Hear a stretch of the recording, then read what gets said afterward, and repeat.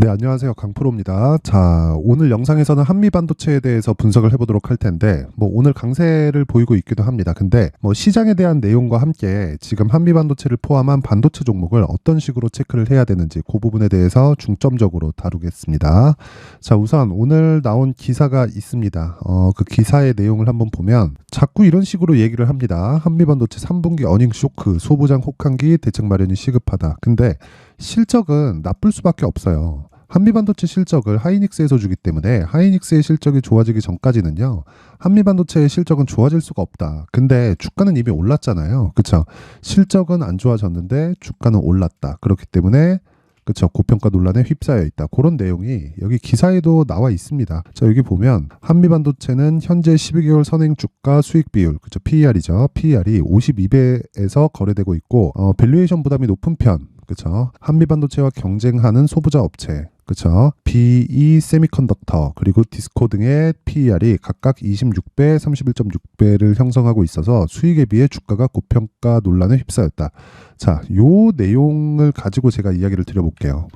이게 왜 잘못된 내용인지. 일단 한미반도체는 하이닉스를 끼고 있습니다. 그러면 이렇게 얘기를 하시는 분들이 있을 거예요. 하이닉스에서 변경하면 되는 거 아니냐. 그게 쉽지가 않습니다.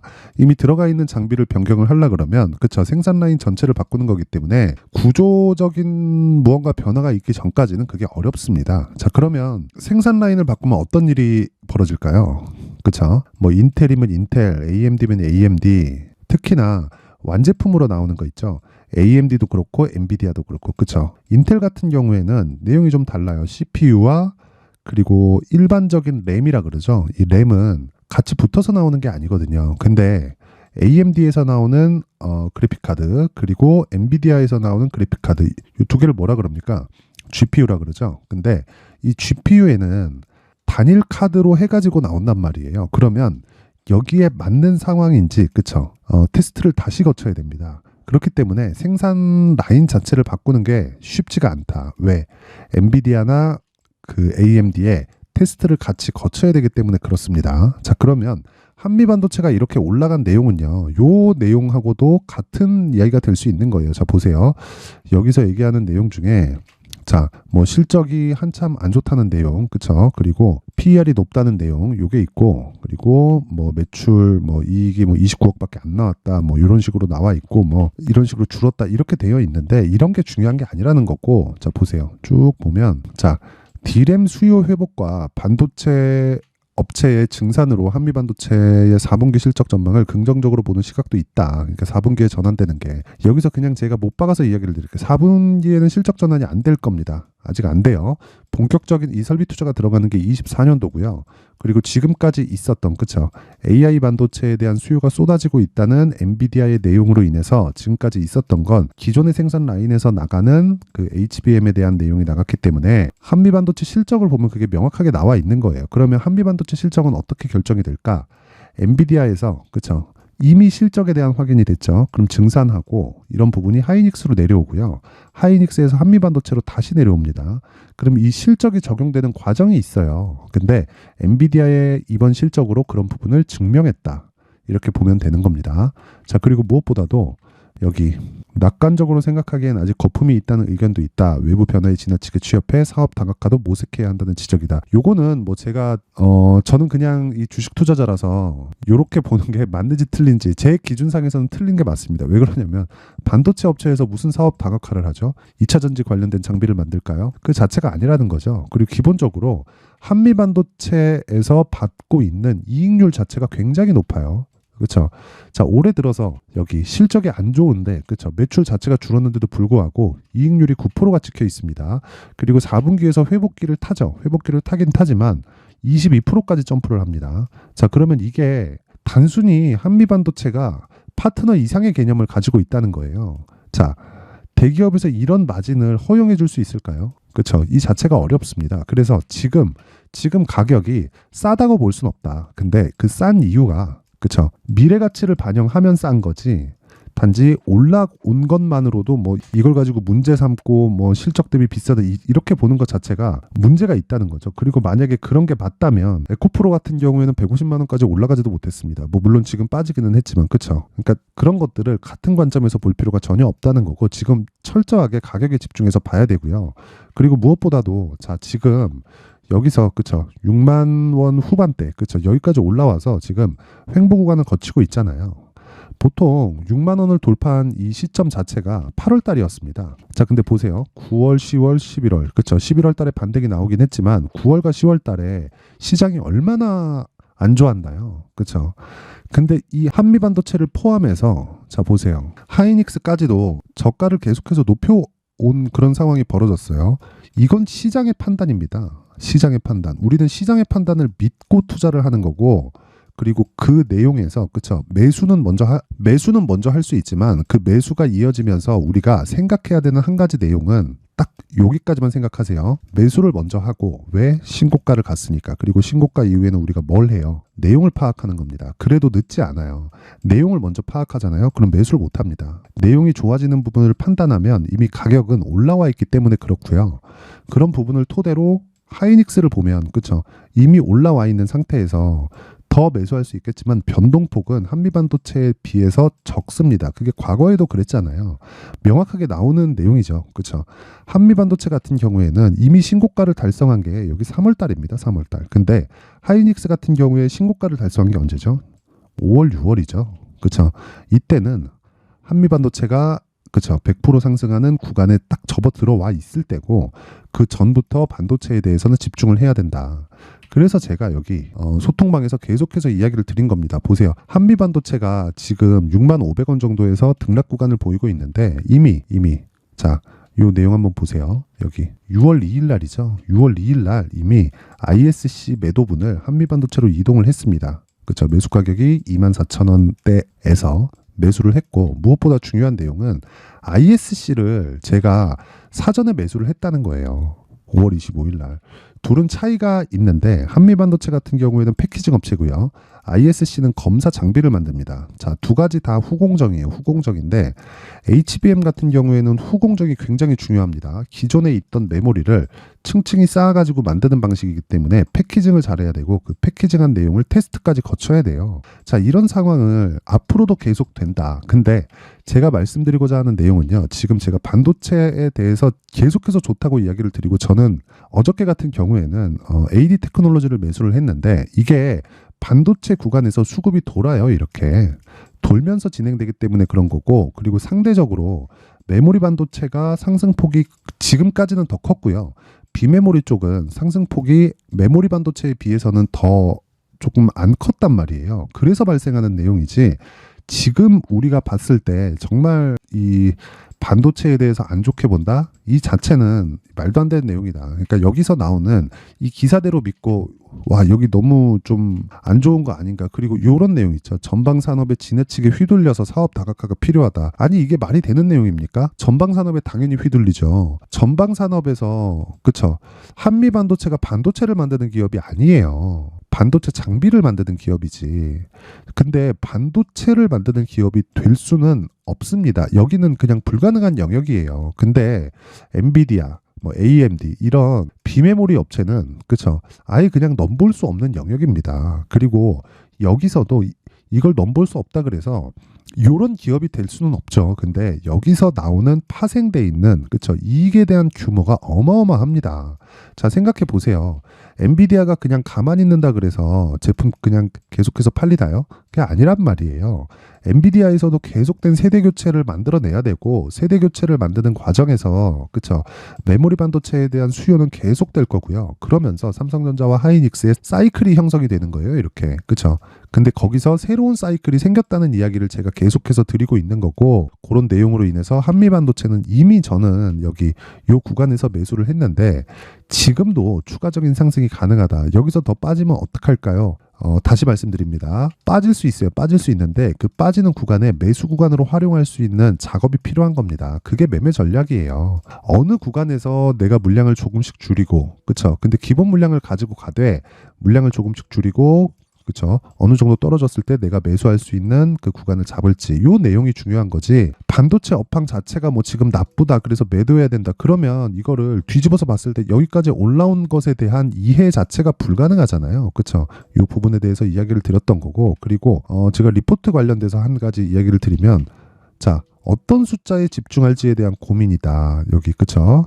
반도체 소재 부품 장비 임소정 연구원이 작성한 유진투자증권에서 나온 반도체 장비에 대한 리포트입니다. 리포트인데 이것도 상당히 잘못된 이야기인 게, 자 보세요. 3분기 실적은 312억, 영업이익 29억, 그쵸? 감소하며 시장 컨센서스를 하회했다. 그쵸? 예상보다 컸던 주된 요인은 내부 회계 기준 변경에 따른 어쩌고 저쩌고 블라블라 이렇게 쭉 가는데, 자, 2024년 반도체 시장과 그에 따른 실적에 초점을 옮겨야 할 시점이다. 그쵸?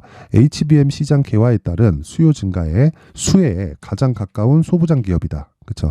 HBM. 그쵸? 그리고 하지만 여전히 부진한 매크로 환경의 영향으로부터 자유롭기는 어렵다. 자, 매크로 환경이 부진하다. 그쵸? 경기가 좋지 않다. 같은 이야기입니다. 경기가 좋지 않으면 뭘 해야 돼요? 금리 내려야 되죠. 그리고 지금 금리 다 올라왔다는 건 다들 알고 계실 텐데, 금리가 여기서 내리기 시작하잖아요. 올라갈 수 있는 종목이 뭐가 있을까요? 은행주가 올라갈까요? 아니죠. 아니에요. 은행주는 이미 금리 인상기에 어느 정도 상승폭을 보였고요. 그리고 나서 내려갔을 때 채권으로 인한 추가 수익을 얻을 수 있는 것까지 은행주는 다 반영을 한 상태입니다. 그리고 금리 인하기에 은행주가 그렇죠. 굉장히 좋게 상황이 풀리는 경우는 없어요. 그러니까 은행은 어차피 한국 같은 경우엔 규제 산업이고 금리 인상기에 중소형급 그 은행 같은 경우에는 위험해질 수 있습니다. 그 채권에 대한 부분이 있기 때문에 채권 가치가 떨어지거든요. 그런 부분이 있어서 안 좋아질 수가 있어요. 근데 인하기에 그럼 좋아져야 되는 거 아니냐? 그게 아니라 대형 은행들은요, 어차피 인하기에 많은 이자로 인한 그 수익을 얻는 그런 부분이 있기 때문에 전혀 뭐 좋아질 수 있는 그런 게 아니라, 금리를 인하하게 되면 성장률 자체에 대한 기준치가 바뀌기 때문에 그 부분을 감안했을 때 보면 앞으로 금리 인하를 하면서 IT 기업이나 뭐 미국에 있는 기술주나 이런 쪽에 대한 추가적인 좀 긍정적인 요인이 발생할 수밖에 없고, 무엇보다 엔비디아 같은 경우에는 금리가 5.5%인데도 불구하고 실적이 얼마나 잘 나왔습니까? 그렇죠?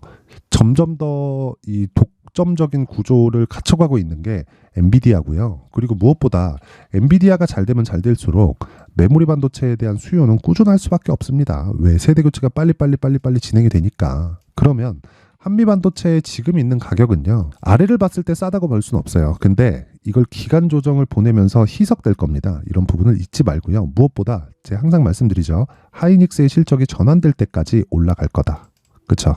그리고 하이닉스의 실적이 전환되는 게 흑자 전환에 대한 부분도 있지만, 흑자에서 그쵸 상승폭까지 규모를 키우는 과정까지 한미 반도체를 꾸준히 보유해야 될 그런 종목이라고 보시면 되고, 무엇보다 안 빠지잖아요. 시장이 나쁘더라도. 자, 그러면 안 빠지는 종목은 올라가는 겁니다. 그래서 내가 최적의 구간에 매수할 수 있는 그쵸 그런 전략을 세우자. 그래서 계속해서 말씀드리는 게 한미 반도체의 가격 그리고 단기 보유 전략이고요. 단기 보유 전략은 2주 안에 내가 수익을 볼 수 있는 전략을 이야기를 드리는 겁니다. 자, 항상 제가 말씀드리지만 가격보다 중요한 건 없습니다. 가격, 내가 얼마에 잡는지에 따라서 수익이 결정되는 거기 때문에 가격보다 중요한 주식 투자의 내용은 없다. 그래서 가격에 집중하는 게 가장 중요하고요. 어떤 종목이든 신고가 이후에 내가 매매하는 습관을 기르자. 이건 한미 반도체뿐만 아니라 애플, 테슬라, 뭐 엔비디아, 한국의 삼성전자까지도 다 동일합니다. 그쵸? 요 내용 절대 잊지 마세요. 자, 그런데 요 내용까지 제가 영상에서 이야기를 드리면 너무 긴 이야기가 될 수 있기 때문에 그래도 여기 19페이지에 걸쳐서 제가 상세하게 준비를 해왔고요. 무엇보다 중요한 내용은 신고가에 대해서 이해를 하는 것, 그리고 신고가에 대해서 이해를 하고 가격을 체크하고 보유 전략으로 연결시키는 것, 그쵸? 이 부분이 가장 중요하다고 이야기를 드리고요. 그리고 그 가격을 어떻게 잡을지에 대한 부분을 제가 내용을 준비해 왔으니까 그래도 최소한의 성의를 보여주시는 분들에 한해서만 제가 한미반도체의 가격 그리고 단기 보유 전략을 공유해 드리도록 하겠습니다. 최소한의 성의는 돈 안 받아요. 돈 안 받고 영상 상단에 있는 전화번호로 숫자 3이라고 문자를 보내주시는 분들에 한해서만 제가 한미반도체의 가격 그리고 단기 보유 전략을 공유해 드리도록 할 테니까, 뭐 지금 뭐 뭐 고가에 잡아가지고 어떻게 이 종목을 좀 가져가야 될지 횡보하는 기간이 한 2주에서 3주 정도가 되고, 그쵸? 이 전체적으로 고가를 형성한 부분을 보면 한 두어 달 정도 되니까 걱정하시는 분들이 있을 거예요. 딱 그분들은 요 내용 그대로 받아 가셔가지고 똑같이 적용시켜서 매매를 이어가면 되는 겁니다. 자, 그리고 요 내용도 그렇지만 무엇보다 중요한 건, 그쵸? 효율을 높이는 게 중요하다. 효율은, 그쵸? 지속된 단기 매매를 이어가는데 그 단기 매매도 무조건 신고가 종목만을 공략을 하는 겁니다. 자, 그래서 오늘 같은 경우 제가 계속해서 이 반도체 관련돼서 이야기를 드리고 있고 뭐 그러고 있지만, 오늘 같은 경우에도 계속 제가 매매를 하고 있는 건, 자, 여기 시초가에 진행하는 단타입니다. 단타. 자, 11월 24일 오전 8시 44분이죠. 그쵸? 요 내용 한번 보면 칩스 앤 미디어, 이것도 역시 반도체입니다. 근데 오늘 9%대 상승 구간에 들어왔습니다. 그리고 시가, 그쵸? 마이너스 0.38%, 0.38%고 고가 15.4%입니다. 15.4%. 그러면 저가 대비해서 고가까지 몇 프로가 나오죠? 대략 한 15% 이상이 나오죠. 근데 지금 종가 대비해서 한 9% 정도 수익 구간에 있습니다. 9에서 한 10% 정도 나오는데, 이렇게 매매를 제가 할 수 있는 이유는 아직까지 보유 중이고요. 그리고 시가에 진행하는, 그쵸? 8시 44분이니까 장 시작 전이잖아요. 그쵸? 여기서 시장가 매수하라는 건 시가에 잡겠다는 거죠. 이렇게 시가에 매매를 한다는 건, 그쵸, 장중 저가에 잡겠다는 거고, 그 장중 저가의 기준치는, 그쵸, 신고가 기준이 되고요. 무엇보다 종가에 매도를 합니다. 만약에 상한가를 가잖아요. 그러면 하루 더 보유한다. 그쵸, 이 부분 잊지 마시고, 근데 그 기준이 되는 건 신고가다. 그래서 오늘도 10% 정도의 수익 실현에 성공이 유력합니다. 뭐 종가까지 봐야겠지만 아직까지 장중이니까 그런 부분을 뭐 몇 프로 봤다 이렇게 얘기하기는 좀 빠르고요. 어쨌든 그래서 내가 뭐 이런 이 매매하는 과정에서 뭐 심리가 안 잡히고 좀 어렵다, 그쵸, 간절하다 하시는 분들은 여기 소통방으로 입장을 하시면 되고, 강프로의 무료 소통방 입장 방법은 영상 상단에 있는 전화번호로 참여라고 문자를 보내주시는 분들에 한해서만 제가 소통방 입장 링크를 순차적으로 공유를 해드리도록 하겠습니다. 뭐 시청해주시는 모든 분들이 여기 신고가 매매를 다 익혀서 정말 큰 수익 나는 매매를 하셨으면 좋겠고요. 무엇보다 신고가 말고는 주식시장에서 중요한 게 없습니다. 가격 반영이 제일 빠르기 때문인데 이런 부분에 대해서 꼭 한번 익히셨으면 좋겠습니다. 자, 이번 영상은 여기까지 하겠고요. 한미반도체 그냥 섣부르게 매도할 종목이 아닙니다. 반드시 보유하고 가셔야 되는 종목이니까 너무 걱정하지 마시고 반드시, 그쵸, 가격대에 대해서 파악하고 있자. 오늘 핵심 내용입니다. 자, 이제 23년도 다 끝나가지만 매매를 하시면서 스트레스를 받으시는 분들이 있을 수 있습니다. 시장이 항상 그렇긴 하지만 그래도 제 구독자분들과 시청해주시는 분들을 위해서 앞으로 차기 주도주가 될 수 있는 대시세 종목을 준비를 해왔습니다. 단타나 짧은 수익만을 쫓다 보면요, 잦은 손절로 계좌가 망가지는 건 순식간이고요. 그만큼 수익하고는 거리가 멀어지겠죠. 장기간 유지하기가 어렵기 때문입니다. 결과적으로 주식시장에서 돈을 벌기 위해서는요, 어떤 계기를 만들어야 되는데 그 계기는 한 종목에 비중을 실어서요, 수익을 보는 것 말고는 없습니다. 쓸데없이 잦은 매매를 하지 말라는 이야기고요. 그리고 한 종목에 비중을 실을 수 있어야 된다는 겁니다. 그런데 이 비중을 실는 과정에서 성장 산업군에 대한 이해가 필요하다는 겁니다. 이 부분을 반드시 기억을 하셔야 돼요. 자, 이런 성장 산업에 대한 구조와 제가 앞서 말씀드렸던 신고가 그리고 선반영 구조에 대해서 이해를 했을 때 이런 매매를 할 수 있게 됩니다. 2월 7일 강프로의 대시세 종목으로 에코프로 매수가는 17만원 이에서 진행이 됐고요. 그리고 목표가는 50만원부터 자율 매도 구간으로 잡았죠. 예상 수익 범위가 200% 이상으로 되어 있는데 신고가 이후에 선반영 평균치가 200% 이상이기 때문에 그렇습니다. 자, 그런데 에코프로가 2차전지 양극재 기업이죠.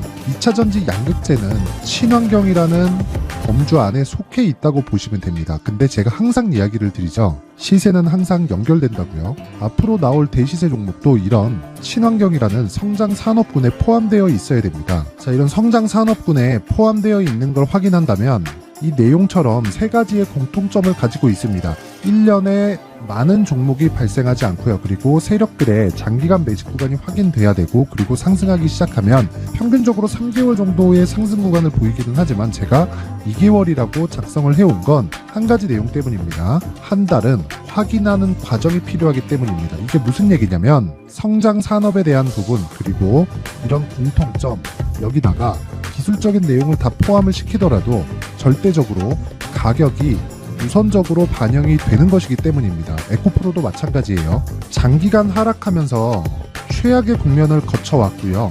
이 구간에서 먼저 하락을 했다는 건 앞서 말씀드렸던 내용처럼 고가에 대한 부분이 아니라 저가, 즉 나쁜 부분을 반영한 이후에 신고가를 발생을 시켰다는 건 앞으로 좋을 부분을 반영이 되고 있다는 거죠. 그런데 본격적인 시세는 신고가 이후라고 말씀을 드렸고, 지금은 매물 소화 과정을 보내고 있습니다. 앞서 말씀드린 대로 가격 먼저 분석을 끝냈죠. 그리고 나서는 정부 정책의 방향과 맞는지를 체크를 해야 되는 겁니다.